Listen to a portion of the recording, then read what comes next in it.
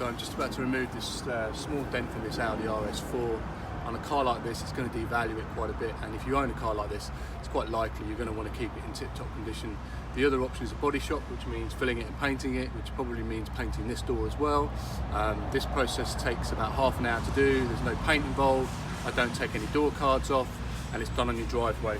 The access point is this wiring loom here, which just clips back in, so there's nothing taken out. As you can see, I've got the access point here, the rod going in. So if you just keep your eye on the dent, and I'm pushing it with the rod from down here,